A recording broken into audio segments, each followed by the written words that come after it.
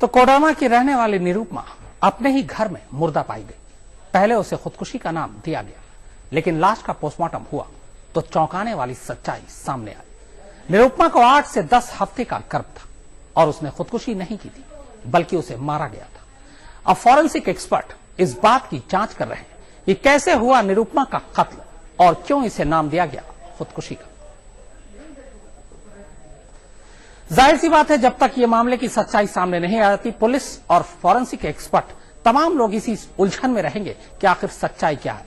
क्योंकि निरुपमा की मां ने जिस तरीके से पहले आकर कहा कि उसे करंट लगा और करंट लगने से उसकी मौत हुई है, और उसके बाद फिर जब पुलिस मौके वारदात पर पहुंचती है तब कहती है कि उसे फांसी का फंदा लगाया था और उसी की वजह से उसकी मौत हुई।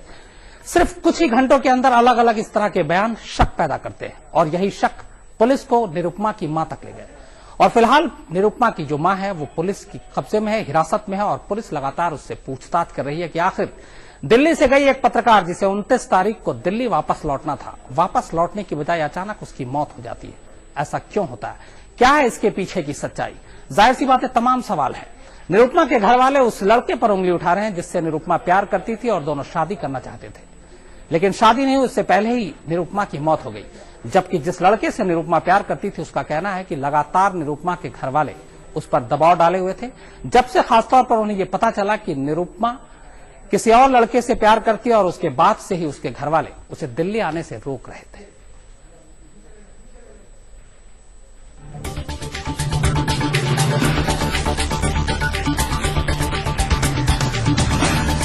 23 साल की निरुपमा ने आत्महत्या की या उसी के परिजनों ने कर दी उसकी हत्या?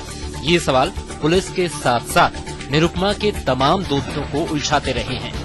29 अप्रैल को जब निरुपमा की लाश मिली तो परिवार वालों ने बिजली के झटके से उसकी मौत की बात पड़ोसियों को बताई थी, लेकिन जैसे ही मौके पर पुलिस पहुंची तो बिजली का झटका फांसी का फंदा बन गया।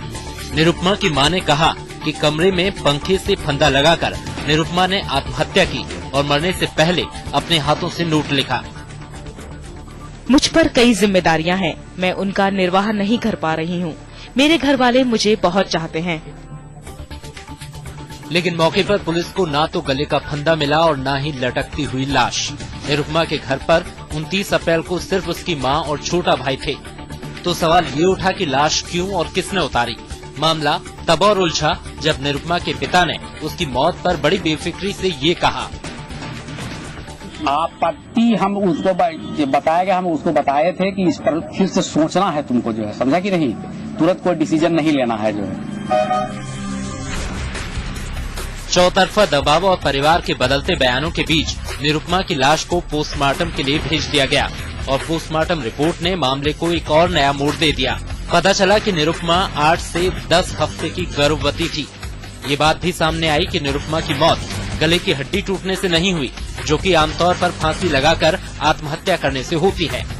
इस रिपोर्ट ने एक बार फिर परिवार को सवालों के घेरे में खड़ा कर दिया है। आखिरकार परिवार सच क्यों नहीं बता रहा? बयान बार बार क्यों बदले जा रहे हैं? क्या परिवार के किसी सदस्य ने पारिवारिक सम्मान के नाम पर निरुपमा की हत्या कर दी? शक के आधार पर पुलिस ने मां को गिरफ्तार तो कर लिया, लेकिन इस मामले में और गिरफ्तारियां भी हो सकती हैं।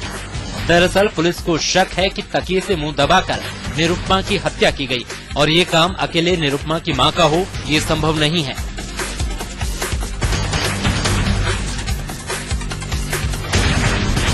हत्याकांड मामले में फिलहाल पुलिस ने उनकी मां को ही गिरफ्तार किया है, पर ऐसा नहीं लगता कि अपने बलबूते ही सुधा पाठक ने इस घटना को अंजाम दिया है। इसमें और कई नए चेहरे भी हैं, ऐसी पुलिस को आशंका है और ऐसे ही पहलू पर पुलिस तफ्तीश भी शुरू कर दी है।